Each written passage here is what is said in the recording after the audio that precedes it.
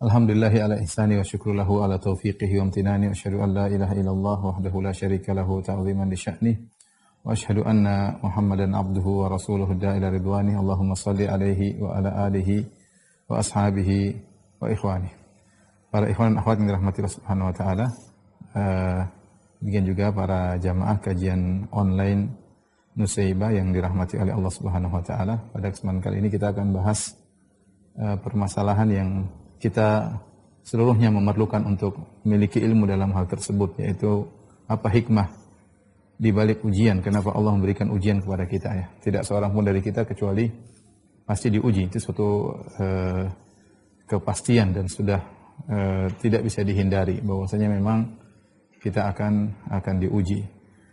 Karenanya sebelum kita membahas tentang ini, kenapa kita diuji, kita harus tahu bahwasanya filosofi kehidupan kita, bahwa Allah Subhanahu wa taala menciptakan kita, bahkan menciptakan alam semesta, menciptakan keindahan, menciptakan segalanya adalah untuk menguji kita semua ya, menguji manusia secara umum ya.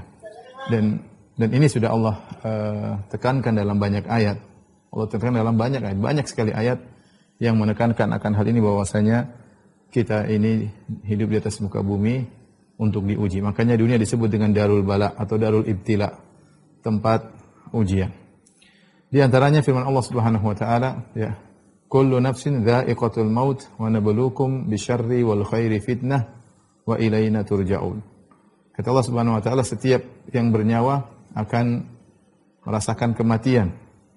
Wa nabluukum bisyarri wal khairi fitnah, dan kami akan menguji kalian dengan bisyar, dengan keburukan, wal khair, dengan kebaikan, fitnah, sebagai ujian. Wa ilaina turja'un, dan kepada kamilah kalian akan kembali. Maksudnya yang bernyawa pasti diuji.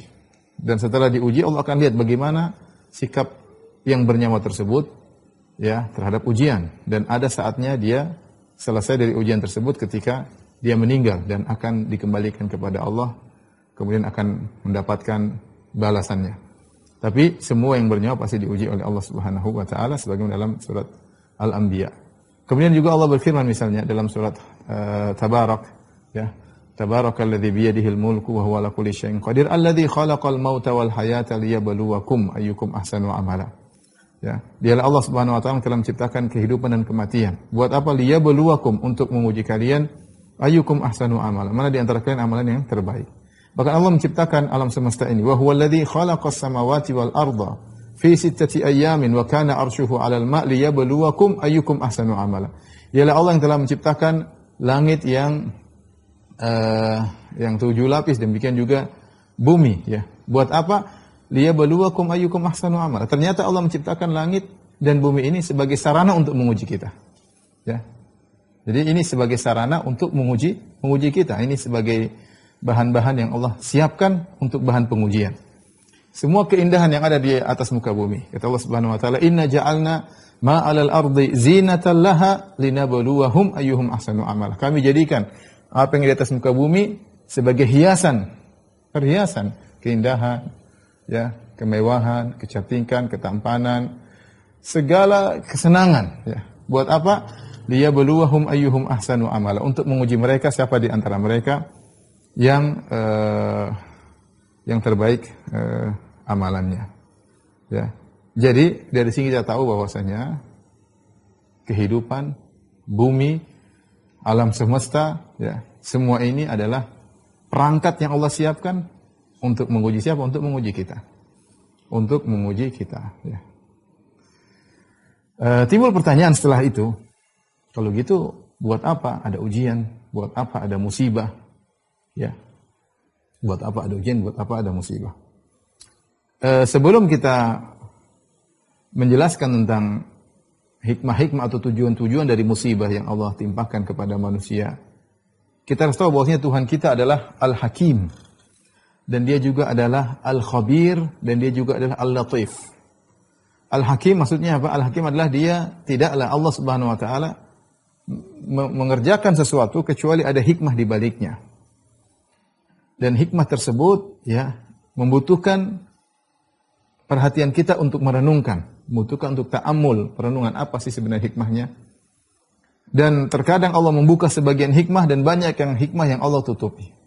Tetapi kita harus yakin bahwa Tuhan kita ini adalah Al-Hakim. Tidak mungkin dia menjalankan sesuatu, memutuskan sesuatu, mengeksekusi sesuatu kecuali di baliknya pasti ada tujuan yang tinggi. Karena dia memiliki sifat hikmah.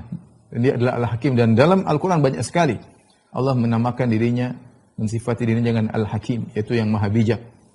Ya. Kemudian antaranya Allah adalah Al-Khabir.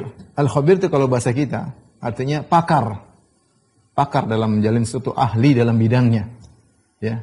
Ini bukan sekedar Al-Alim. Kalau Alim itu mengetahui semuanya, Allah mengetahui. Di antara sifat Al-Alim adalah sifat Al-Khibrah, Al-Khabir. Allah maha pakar dalam menjalani sesuatu. Sehingga ketika Allah Subhanahu wa taala menjalankan roda kehidupan dunia ini, Allah tahu apa yang Allah lakukan.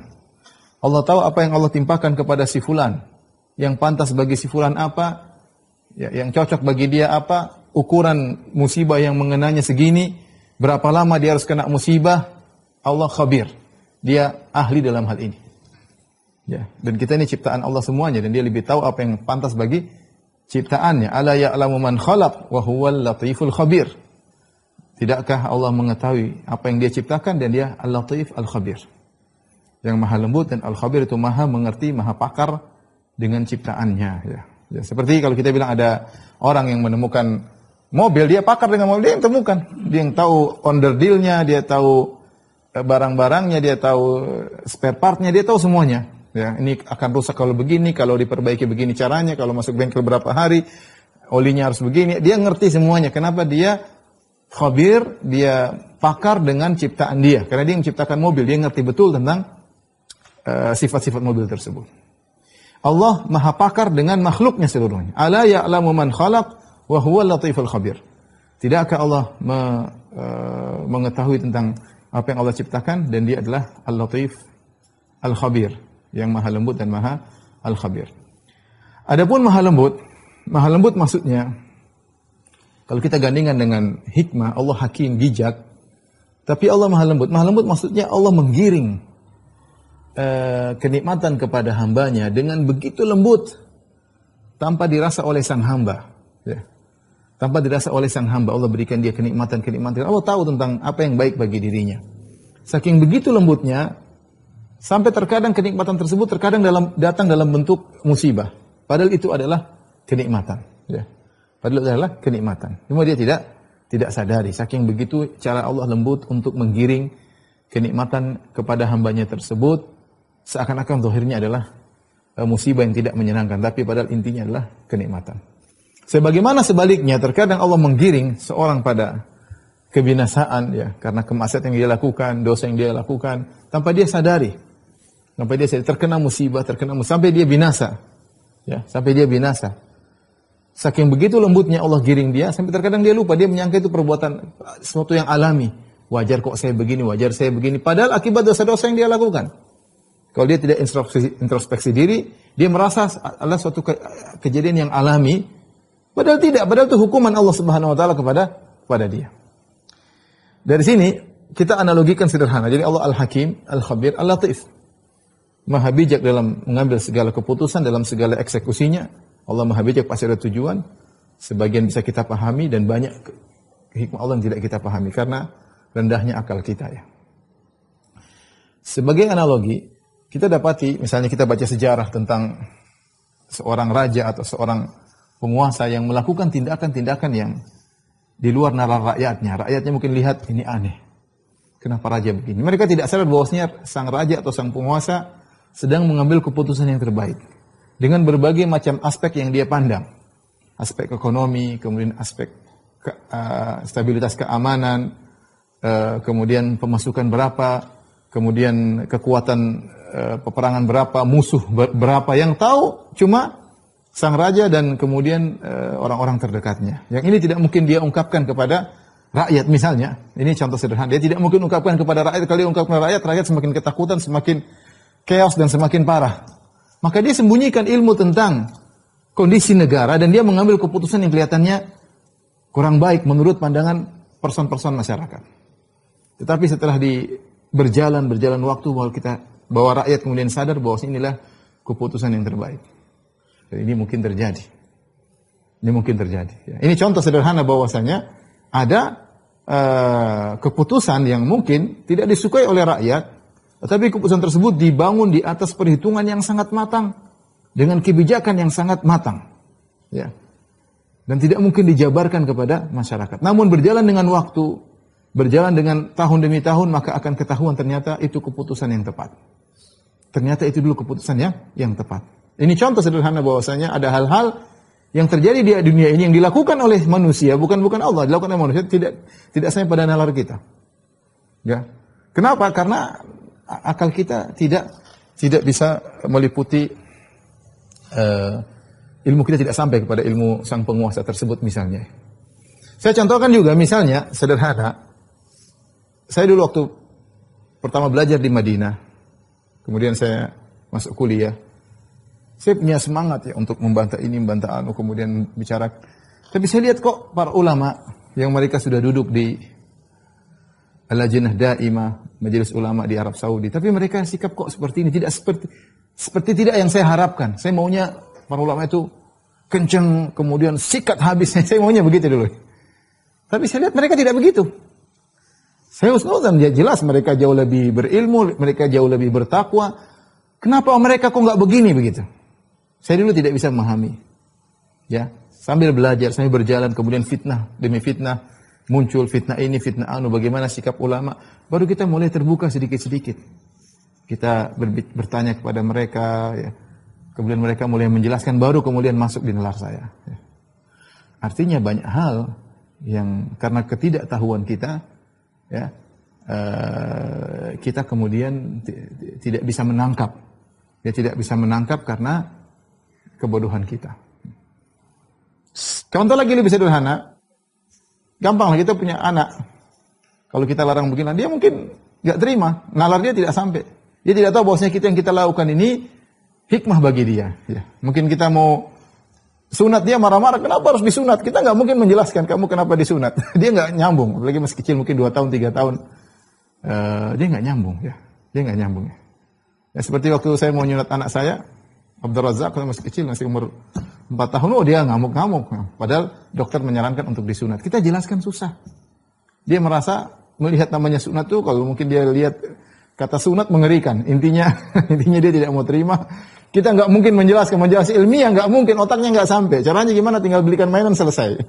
Jadi maksud saya, ada hal-hal di dunia ini yang dilakukan oleh manusia, yang itu ada hikmahnya, namun akal kita tidak sampai. Sehingga ketika ilmu kita tidak sampai, kita seakan-akan menolak. Ya. Tapi kalau kita kedepankan husnuzan, bapak saya baik, saya pasti disunat, pasti ada manfaat. Tapi anak kecil kan belum bisa diajak husnuzan. Ya. Tapi misalnya tadi, saya sebagai mahasiswa, belum belajar di Madinah, saya lihat sikap ulama, kok tidak sesuai dengan saya inginkan. Saya maunya begini-begini, tapi kok ulama tidak seperti itu. Saya husnuzan. Oh, mereka jelas lebih alim, mereka sudah makan garam, mereka sudah ngerti banyak hal. Fitnah sudah melewati mereka dari fitnah. Di Arab Saudi misalnya banyak sekali fitnah, ya. Mulai dari fitnah Juhaiman yang pemberontakan di Masjidil Haram, kemudian misalnya fitnah ketika perang Khalij, ya, perang Teluk, banyak fitnah-fitnah yang melewati dan mereka sudah terbiasa menghadapi fitnah-fitnah dan mereka punya sikap yang menurut mereka sangat tepat, ya. Kita mungkin punya ide lain, ternyata beda dengan mereka, ya. Mereka menghadapi berbagai macam model, ya, kelompok-kelompok, firqah-firqah, mereka punya cara sendiri. Ya, mereka punya cara dalam menghadapi. Dan di situ kemudian saya mulai berpikir, oh, ternyata mereka memang bijak. Cuma saya baru nyambung, sejak dulu saya husnuzan, tapi saya baru nyambung belakangan. Kita semakin menuntut ilmu, semakin sadar akan kebodohan kita, semakin sadar akan kejahilan kita, ya. Ternyata kita tidak bisa menangkap hikmah tersebut karena memang otak kita tidak sampai. Database ilmu kita kurang. Sehingga kita tidak bisa menangkap hikmah di balik apa yang mereka lakukan.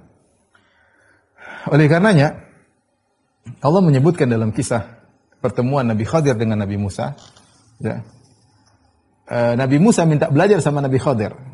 Hal attabi'uka ala tu'allimani mimma 'allimta rusyda. Wahai, kata Nabi Musa kepada Nabi Khadir alaihi wasallam, wahai Nabi Khadir, bolehkah aku mengikutimu agar kau mengajarkan ilmu yang Allah berikan kepadamu untuk ajarkan kepadaku. Petunjuk yang Allah ajarkan kepadamu, kau ajarkan kepadaku. Ya. Maka Nabi Khadir ya meragukan tentang kesabaran Nabi Musa.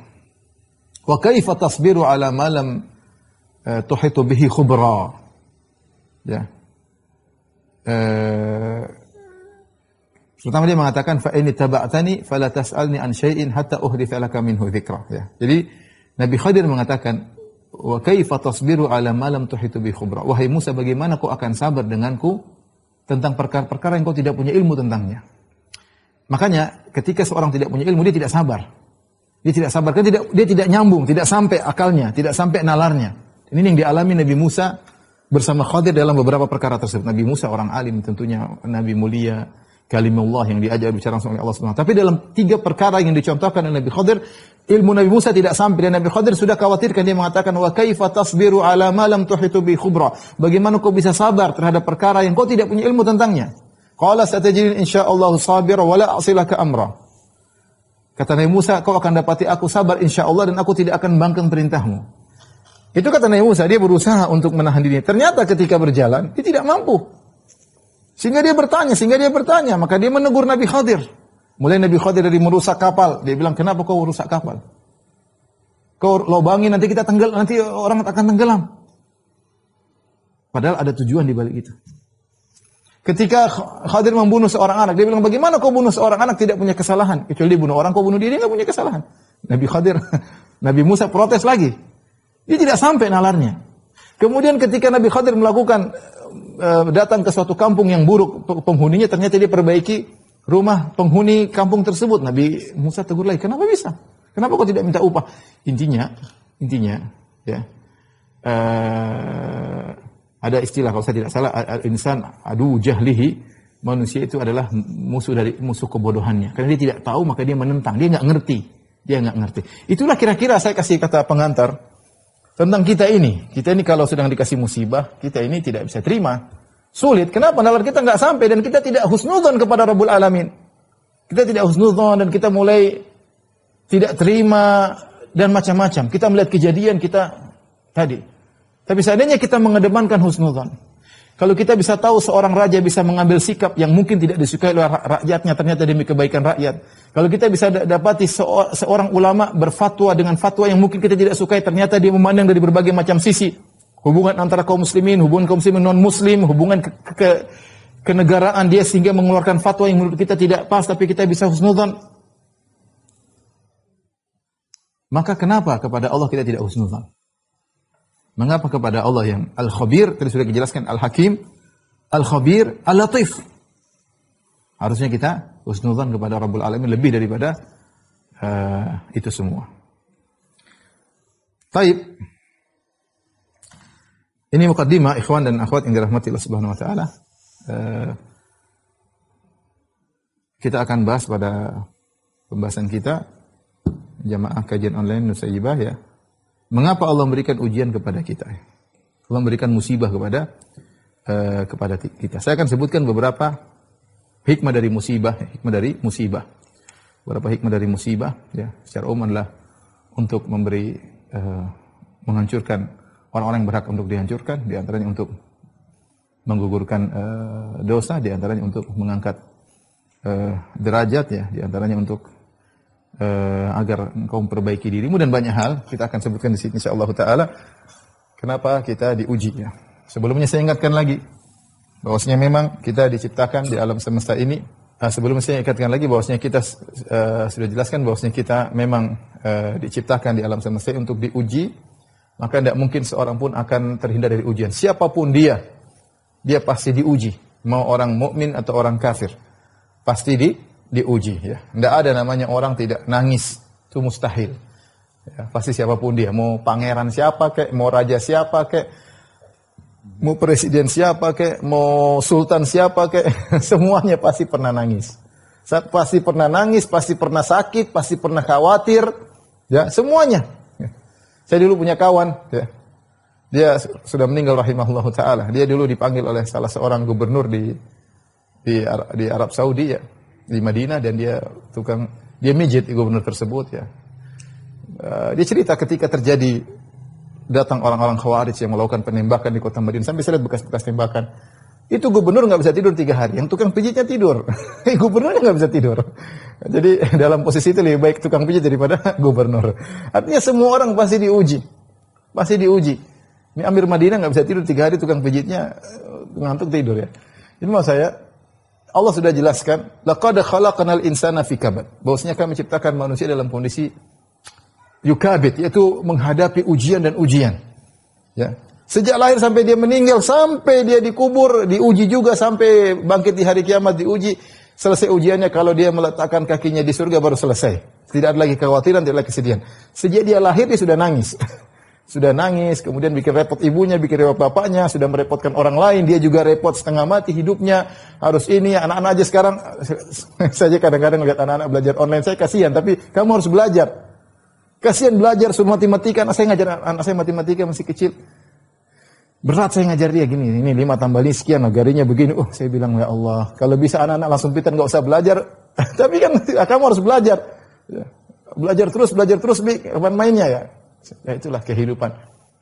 Enggak mungkin kita mau jelaskan. Intinya, laqad khalaqnal insana fi kabad. Kita ciptakan manusia kami telah menciptakan manusia dalam yukabid, dalam kepayahan, dalam kesulitan, ya. Semua dalam marhalah kehidupan dia. Memang ada senang-senangnya, ada ketawa-ketawanya. Tapi tidak lepas terkontaminasi dengan kesedihan, kekhawatiran siapapun dia. Ya, mau raja, mau bos, mau rakyat, semuanya mengalami hal tersebut. Cuma beda, ada yang sabar, ada yang tidak, ada yang bisa menghadapi dengan tenang, ada yang meronta-ronta, ya. Tapi itu semua adalah roda kehidupan. Namanya Anda hidup di atas muka bumi, pasti diuji. Tinggal pertanyaan, kenapa diuji? Jadi kalau bahasa kita tujuan ujian atau tujuan musibah. Sebagaimana yang Allah sebutkan dalam dalil-dalil. Di antaranya Allah menimpakan musibah untuk membinasakan.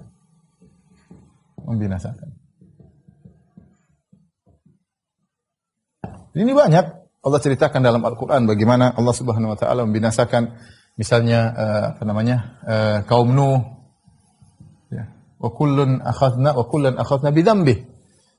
Semuanya kami binasakan dengan dosa yang mereka lakukan, ya. Semuanya karena dosa. Ya, kaum Nuh, kemudian kaum Ad, ya. Kaum Samud,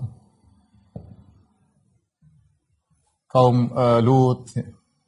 Fir'aun, dan lain-lainnya, Semuanya masing-masing ada Allah binasakan. Di antaranya ada yang ditenggelamkan, ada yang ditimpa dengan angin yang menghancurkan kaum Samud, dengan suara halilintar yang keras kaum Lut diangkat dan dibinasakan, kaum Fir'aun ditenggelamkan dan macam-macam, ya. Ya, dan macam-macam. Tetapi semuanya karena kata Allah Subhanahu wa taala, kullan akhadna bidzambi. Wa kullan akhadna bidzambi. Masing-masing kami binasakan, kami siksa dengan sebab dosanya. Sebelum saya lanjutkan tentang ini, filosofi kedua, tadi filosofi pertama bahwasanya, atau filosofi ketiga, saya ulang filosofi pertama bahwasanya kehidupan, tolong dicatat filosofi pertama, kehidupan itu ada ujian. Filosofi kedua yang memberi ujian adalah Al-Hakim, Al-Khabir, Al-Latif, yaitu Allah Subhanahu wa taala. Filosofi yang ketiga bahwasanya kehidupan ini ada aturannya, ada sunnatullahnya, ada al-qawanin al-kauniyah, yaitu sunnatullah, undang-undang hukum alam, ada sebab dan akibat. Ada sebab dan akibat. Allah Subhanahu wa taala tidak serta-merta memutuskan suatu kecuali ada sebab. Allah menciptakan sebab, Allah menciptakan akibat. Ini secara umum, ada hukum sebab dan akibat. Contoh misalnya sederhana, ketika Allah ingin menurunkan Adam di atas muka bumi, menjadikan Adam khalifah di atas muka bumi, Allah bikin sebab. Sebab supaya dia bisa turun di atas muka bumi. Tapi ketika diciptakan Adam, bukan dia menciptakannya di langit. Suruh masuk surga, mungkin pikiran gimana cara dia turun ke bumi. Tapi Allah sudah tetapkan dia akan turun ke bumi. Sebelum dia ciptakan Adam, Allah sudah kabarkan kepada malaikat, "Inni ja'ilun fil ardi khalifah." Sebelum Adam diciptakan, wahai malaikat, aku akan ciptakan penghuni di atas muka bumi. Allah sudah jelaskan. Tetapi ketika diciptakannya bukan di bumi, ciptakannya di langit. Di langit dimasukkan dalam surga. Nah, gimana caranya? Terus gimana caranya dia bisa turun? Harus ada prosesnya, ada sebab akibat. Allah ciptakan juga sebabnya. Ya. Kemudian ada iblis, hasad, menggoda Adam dan Hawa. Hawa dan Adam dan Hawa makan. Kemudian salah, berdosa, minta ampun, turun ke bumi. Jadi semua ada sebab dan akibat. Ini sudah hukum alam semesta. Bahkan dalam hukum masalah musibah juga masuk dalam hukum sebab akibat. Ada dosa, ada musibah. Ada kesalahan, ada musibah ya. Maka kita harus ngerti akan hal tersebut. Jangan kita nanti dapat musibah. Kenapa? Kenapa? Emang saya kenapa ya? Ada hukum sebab dan akibat. Ya. Apa hikmahnya? Hikmah itu yang mungkin kita kadang tahu, kita nggak tahu. Ada yang sebagian kita tahu, kebanyakan kita nggak tahu. Seperti Adam alaihissalam, kenapa harus mampir ke surga dulu baru turun? Kenapa nggak langsung turun? Ya mungkin kita bilang agar kita semua rindu bahwasanya tempat kita sungguhnya bukan di atas bumi. Kampung kita yang pertama adalah di surga. Maka berusaha kembali ke kampung tersebut. Ya, seperti itu. Misalnya ya. Allah alam bisawab. Baik. Jadi ada hukum sebab akibat. Ya. Jadi pertama musibah untuk membinasakan ini dialami oleh orang-orang kafir. Tapi ini sudah tidak berlaku lagi sejak turun Nabi Musa alaihissalam, kemudian Fir'aun dibinasakan, maka yang ada tidak ada azab istiqsal, kata para ulama, tidak ada azab yang membinasakan lagi. Yang ada musib-musib. Adapun satu umat kemudian habis, sudah tidak berlaku lagi. Yang kedua, ya, orang-orang kafir atau para pelaku maksiat yang tidak diharapkan kebaikannya lagi. Sudah dikasih nasihat, sudah dikasih peringatan, Allah berikan teguran, dia tidak, akhirnya binasa. Binasa dalam su'ul khatimah ya, dalam su'ul khatimah. Timbangannya di perhitungannya di akhirat kelak. Inilah musibah untuk membinasakan. Yang kedua, ya, musibah untuk menaikkan derajat. Nah, ini adalah berkaitan dengan para nabi dan orang-orang soleh. Ya, orang-orang soleh. Para nabi dan orang-orang soleh. Allah berikan mereka ujian-ujian, bukan karena dosa yang banyak mereka lakukan, tidak, tapi untuk menaikkan derajatnya. Makanya disebutkan ketika Nabi ditanya, man asyadun nasi balaan? Ya Rasul, siapa orang paling berat ujiannya? Maka Nabi SAW mengatakan, asyadun nasi balaan al-anbiya. Yang paling berat ujiannya adalah para nabi. Ya. Para nabi. Tsumma salihun, kemudian orang-orang saleh. Tsummal amsal fal amsal, kemudian yang semakin tinggi semakin tinggi. Ya, semakin rendah imannya, semakin rendah imannya. Yubtala rajulu ala qadri imanihi. Kata Nabi sallallahu alaihi wasallam, yubtala rajulu ala qadri imanihi.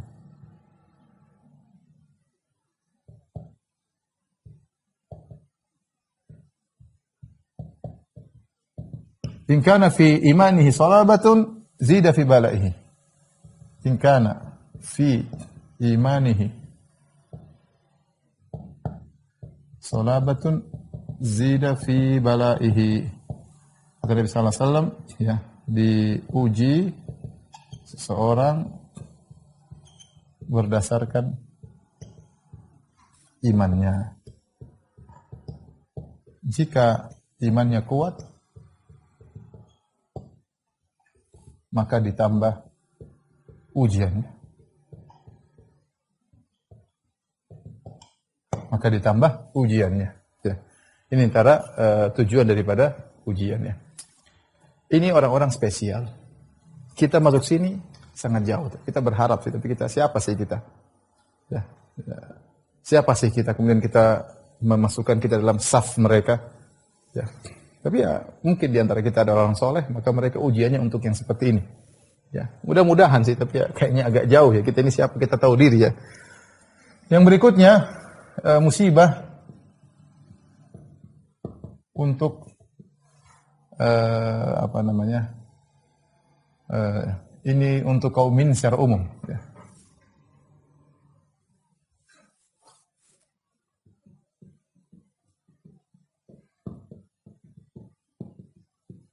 kaum mukminin secara umum.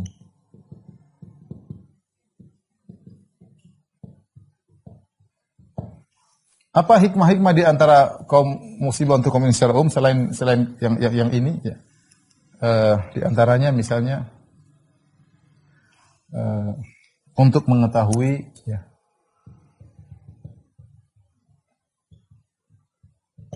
mana yang imannya benar. Ya. Dan ini dalam Al-Quran banyak sekali. Ya. Allah menyebutkan, Allah menguji, memberikan ujian untuk mengetahui mana yang imannya benar.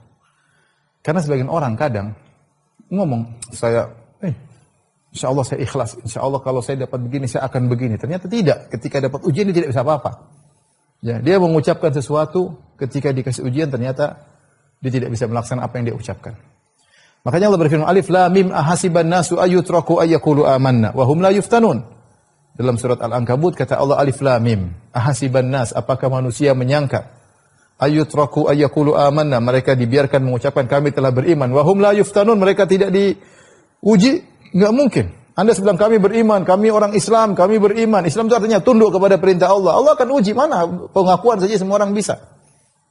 Kullun yadda'i waslan bi Laila wa Laila la tudhkiruhum bidzaka. Semua orang ngaku-ngaku kekasihnya Laila, padahal Laila tidak kenal mereka. Laila tidak punya hubungan sama mereka. Orang-orang ngaku beriman, Islam, Islam, perlu ujian. Ahasiban nasu ayyutraku ayyaqulu amanna wa hum la yuftanun. Kata Allah Subhanahu wa taala, ahasiban nas ayyutraku an yaqulu amanna wa hum la yuftanun. Ayat ini cukup mengerikan ya. Apakah manusia menyangka dibiarkan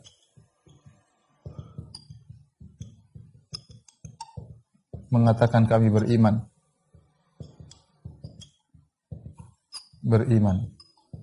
lantas tidak diuji?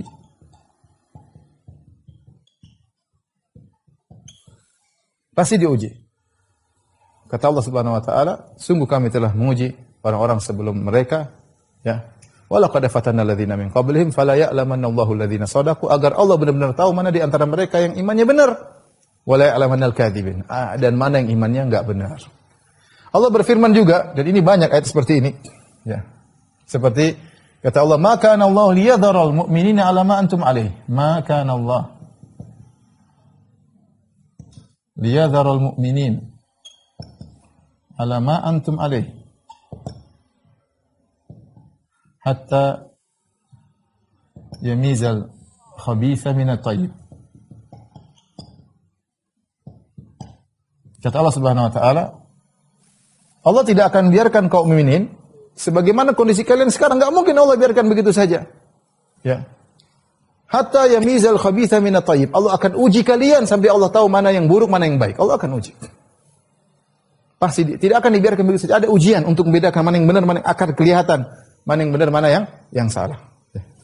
Makanya kata Allah Subhanahu wa taala, "Wala nabluwannakum hatta na'lamal mujahidina minkum wa na'lam hatta na'lamal mujahidina minkum was-sabirina wa nabluwa akhbarakum." Kata Allah, sungguh kami akan menguji kalian sampai kami tahu mana yang mujahidin dan mana yang sabirin.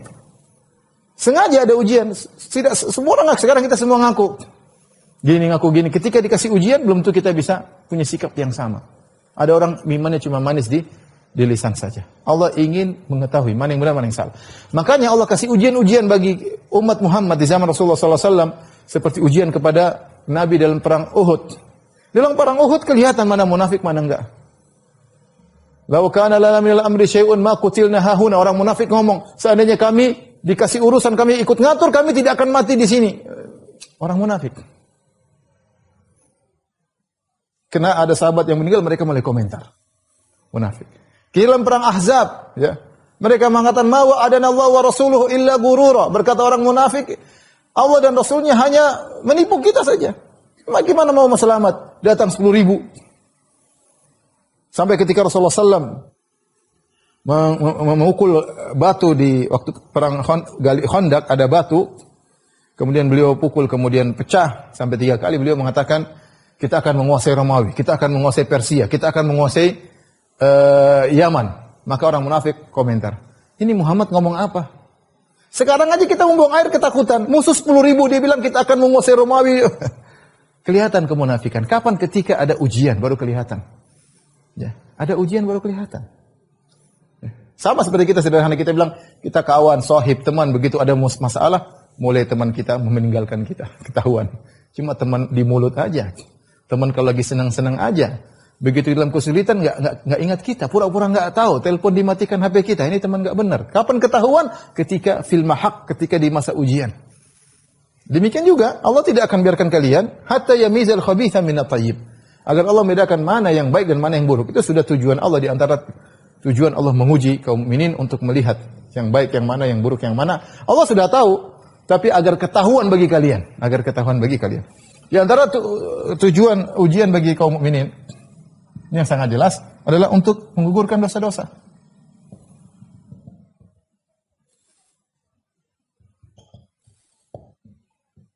Dan ini juga dalilnya banyak. Musibah menimpa. Sampai dalam hadis saya tadi baru baca, dalam musnad Imam Ahmad, hadis Aisyah radhiyallahu taala anha, dihasankan oleh Al-Haythami, ya. Saya bacakan hadisnya dari Aisyah radhiyallahu taala anha. Kata Nabi sallallahu alaihi wasallam, "Idza kathurat dzunubul abdi," jika sudah banyak dosa-dosa seorang hamba. Walam yakun lahu ma yukaffiruha minal amal. Tapi amal dia tidak cukup untuk menggugurkan dosa-dosa tersebut. Ibtalahu Allahu bil huzni liyukaffiraha anhu, maka Allah akan menguji dia dengan kesedihan agar dosa-dosanya hilang. Jadi memang Allah kasih dia ujian. Allah kasih dia ujian. Agar apa? Dosa-dosanya bisa hilang. Agar dosanya bisa hilang. Kita ini sering maksiat, sudah jelas sama-sama. Ya. Maksiat pandangan, maksiat pendengaran, maksiat hati, maksiat lisan, banyak. Siapa dari kita yang selamat? Nggak ada yang selamat. Main medsos pasti maksiat. Pasti maksiat. Kita juga istighfar tiap hari. Tapi istighfar kita mungkin nggak cukup untuk menggugurkan dosa-dosa tersebut. Kita mungkin sholat, tapi sholat kita belum tentu bisa menggugurkan dosa tersebut. Ada dosa-dosa yang kita sudah beristighfar, tapi tidak terhapus juga. Mungkin amal kita kurang, mungkin istighfar kita nggak serius, mungkin tobat kita hanya sekedar omongan. Ya. Maka Allah punya cara untuk membersihkan dosa-dosa. Kita dikasih kesedihan, tiba-tiba kita sedih, ada peristiwa apa, kita jadi sedih. Orang yang dekat, yang kita sayangi meninggal. Orang yang kita sayangi ternyata membenci kita misalnya. Ya. Orang yang kita harapkan ternyata mengecewakan kita. Banyak hal yang buat kita sedih. Ternyata kesedihan itu kalau kita hadapi dengan sabar, itu menggugurkan dosa-dosa. Ya. Menggugurkan apa? Dosa-dosa. Bahkan kesedihan. Makanya Rasulullah mengatakan, ma yusibul muslim min wasabin wala nasabin wala hammin wala hazanin. Tidak ada satupun yang menimpa seorang muslim, baik rasa letih, kemudian sakit, kemudian kesedihan, ya, kemudian ghammin, kegelisahan, adzan, bahkan kezaliman orang lain, pada dia gangguan orang lain, hatta syauka yushaku, bahkan duri yang mengenainya, kecuali akan menggugurkan dosa-dosanya. Bahkan seorang mukmin akan dikasih ujian sampai akhirnya dia berjalan tidak ada dosa sama sekali. Di antara tujuan Allah kasih musibah agar kita sadar bahwa dunia ini sementara.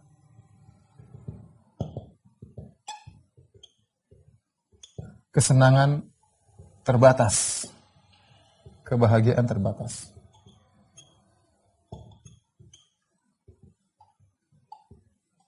Subhanallah, Allah kasih kita ujian. Ya. Terkadang orang lebih pedih, lebih pedih. Seorang miskin, dia enjoy dengan kehidupannya. Terus Allah kasih dia ujian, Allah kasih dia kekayaan. Allah kasih dia mobil, Allah kasih dia ini. Tiba-tiba Allah hilangkan lagi. Itu lebih pedih lagi. Lebih pedih lagi.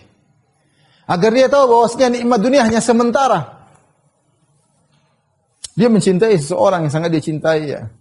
Tiba-tiba orang tersebut dipanggil Allah. Agar dia tahu bahwasanya dunia ini bukan darul qarar, bukan tempat selama-lamanya.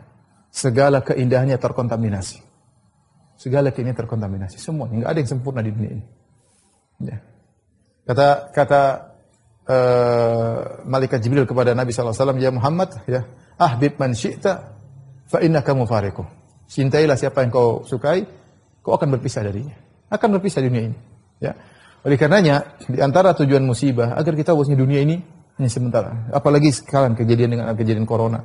Subhanallah, sebagian kawan kita kaya raya tiba-tiba meninggal dunia. Ada kemarin saya tadi baru cerita ada kompleks. Itu kompleks yang paling kaya yang meninggal. Ada satu kompleks semua kena corona, 3 orang meninggal, di antaranya salah satu yang paling kaya di situ. Subhanallah, harta tinggal begitu saja. Baru saja dia menikmati, tiba-tiba diserang corona, kemudian meninggal, selesai. Ya. Ini semua mengingat kepada kita bahwa dunia bukan tempat yang abadi, bukan tempat-tempat kita.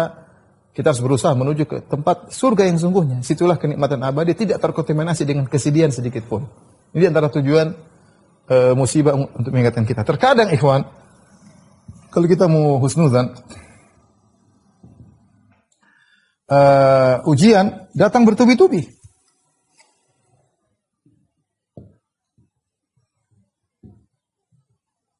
Ini diingatkan oleh Ibnu Qayyim ya. Ujian datang bertubi-tubi agar segera selesai. Artinya apa? Ujian pasti akan datang, sudah tercatat di Lauhil Mahfuz. 50.000 tahun sebelum Allah ciptakan langit dan sudah tercatat kamu akan dapat jatah ujian seumur hidup misalnya 50 kali atau 100 kali ujian. Terkadanglah suatu bulan seorang diuji sampai 5 kali ujian ini, kemudian ininya meninggal, kemudian ini ekonomi jatuh, kemudian ini subhanallah. Tapi dia husnuzan. Ini toh semua akan dia dapatkan. Mending dia dapatkan sekaligus, kemudian tiba-tiba selesai daripada dicicil tiap bulan kena lagi, cicil tiap bulan. Terkadang Allah tahu ini cocok sudah sekalian. Dihadapi hancur-hancuran. Tapi dia benar-benar terunyuh hanya kembali kepada Allah Subhanahu Wa Taala. Maka selesai. Ya. Langsung dirapel oleh Allah Subhanahu Wa Taala. Daripada dicicil satu demi satu. Ya. Yang paling diantara penting adalah ya, ikhwan dan akhwat yang hati Subhanahu Wa Taala. Ya. Ketika engkau diuji, ya, peringatan, sinyal dari Allah. Ya. Untuk memperbaiki diri dari kesalahan atau untuk meningkatkan level iman.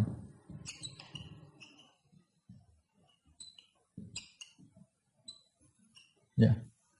Ada peringatan dari Allah, perbaikilah dirimu ya. Ada ujian, perbaikilah dirimu. Siapa di antara kita yang merasa kita seperti Nabi, seperti orang-orang soleh, kita ini penuh dengan kesalahan. Ada ujian, kita introspeksi diri.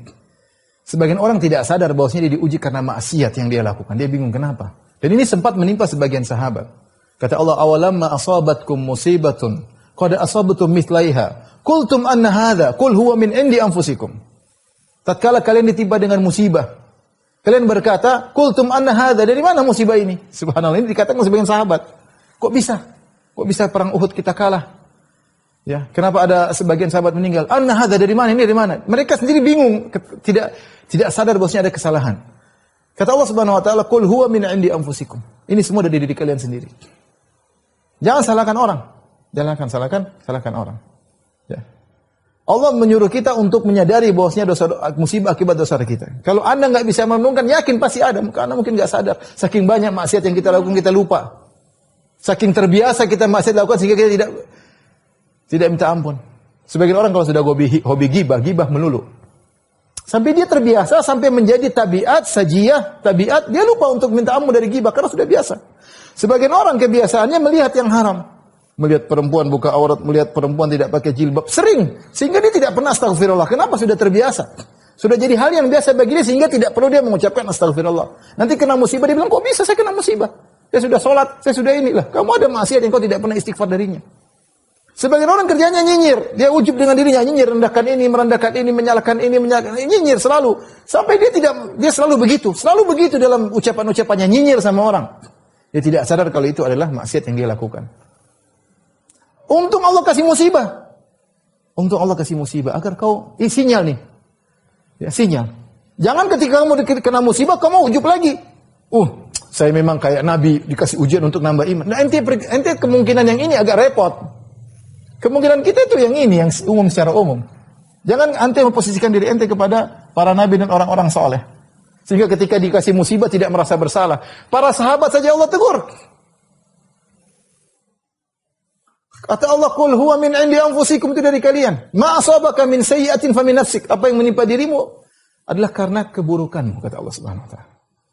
Karena sebagian orang ketika musibah dia malah ujub, dia merasa Kita ini memang untuk diangkat, ya Allah, tidak usah begitulah. Iya, memang kalau kamu sabar akan diangkat, tapi nggak usah ngomong begitu. Bilang ini karena diri kita. Allah yang mengajari. Qul huwa min indi anfusikum. Katakan itu dari diri kalian sendiri. Tidak usah ujub. Kita ini banyak dosa introspeksi diri. Makanya ketika Allah kasih ujian, sinyal dari Allah untuk perbaiki diri dari kesalahan. Allah berfirman, "Dhaharal fasadu fil barri wal bahri bima kasabat aydin nas liyudhiqahum ba'dalladzi amilu la'allahum yarji'un." Telah nampak kerusakan di daratan dan di lautan. Ya. Bima kasabat aydikum, bima kasabat aydin nas. Ya, akibat ucapan perbuatan-perbuatan manusia. Buat apa Allah menciptakan kerusakan di daratan lautan? Liyudhiqahum ba'dalladzi amilu, agar Allah merasakan akibat sebagian perbuatan mereka. La'allahum yarji'un, semoga mereka sadar. Ini maksud saya ketika kasih musibah kita introspeksi diri. Introspeksi diri.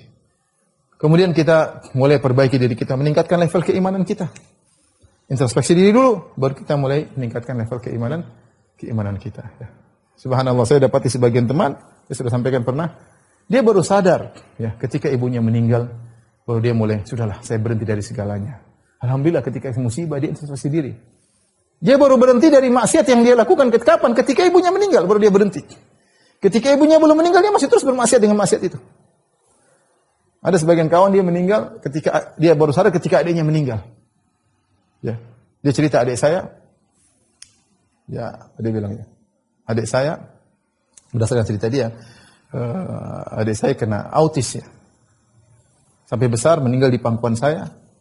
Dan dia merasakan kesakitan di pangkuan saya. Sudah besar adiknya, sudah dewasa. Kemudian dia bilang dalam hati dia mengatakan pada saya, cerita, adik saya yang autis saja ya Ustaz, yang mungkin dia tidak punya dosa, dia saja merasakan seperti ini. Bagaimana dengan kita? Bagaimana dengan saya? Ketika bapak saya meninggal, saya belum taubat. Ketika ibu saya meninggal, saya belum taubat. Ketika adik saya meninggal di pangkuan saya, maka saya taubat. Sebagian orang, subhanallah, Allah kasih teguran, kemudian dia sadar. Kemudian dia sadar. Jadi, ini diantara hikmah, ya, agar, kita meningkatkan level keimanan ketika diuji oleh Allah Subhanahu wa Ta'ala. Dan semua ini, ikhwan, ya, semua musibah harus dihadapi dengan apa? Ya, musibah dihadapi, seperti kita kembali kepada awal kajian, dihadapi dengan husnudzon kepada Allah, ya. Berprasangka baik kepada Allah,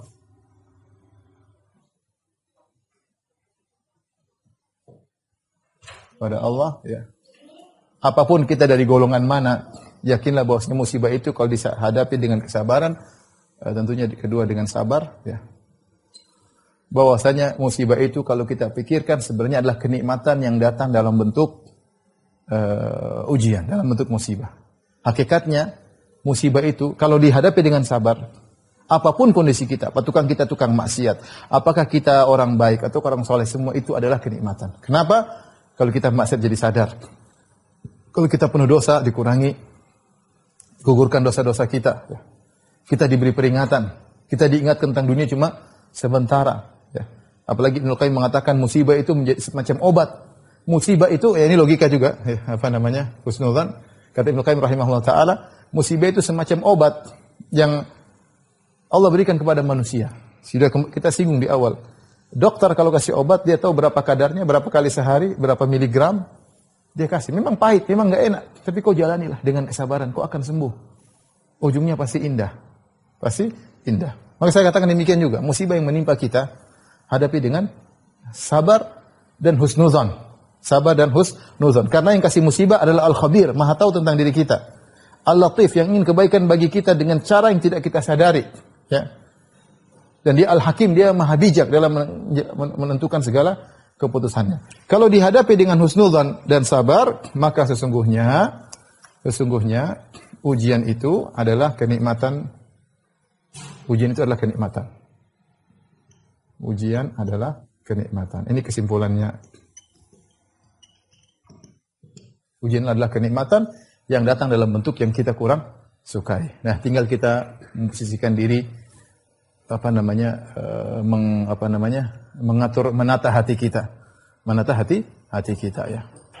Kelihatannya sedih, kelihatannya pedih, tapi kalau kita sabar menghadapinya, maka ini semua adalah kebaikan bagi kita, kenikmatan. Sebenarnya Allah mengatakan terkadang seorang dikasih ujian yang banyak karena memang Allah ingin menggugurkan dosanya banyak. Sebagian orang Allah ingin gugurkan sedikit saja, Allah kasih ujian ringan sedikit. Dosa-dosanya tidak Allah gugurkan. Ya. Makanya apapun yang menimpa kita, sabar dan husnudzan agar musibah tadi berbuah menjadi kenikmatan. Ya, berbuah menjadi kenikmatan. Namun jika kita hadapi dengan tidak sabar, dengan suudzon kepada Allah, selesai. Musibah tersebut bisa menjadi malapetaka bagi kita. Jadi ini para ikhwan dan akhwat yang dirahmati Allah Subhanahu wa taala, sedikit yang bisa saya sampaikan pada kesempatan kali ini. Semoga apa yang sampaikan ini bisa menjadi renungan bagi kita semua, yang setiap kita pasti diuji, pasti pernah sedih, pasti menangis. Ya, terkadang kita sendirian kita menangis, terkadang ya kita kehilangan orang-orang yang kita cintai, dan banyak hal, ekonomi kita lagi turun dan banyak hal. Kita husnudzon dan sabar menghadapinya, niscaya ujian tersebut menjadi kenikmatan bagi kita. Wallahu a'lam bishawab. Demikian kepada ikhwan dan akhwat pengajian online Nusaibah yang dirahmati Allah Subhanahu wa taala. Insyaallah kita lanjutkan pada kesempatan yang lain. Kurang lebihnya saya mohon maaf. Wabillahi taufiq wal hidayah. Assalamualaikum warahmatullahi wabarakatuh.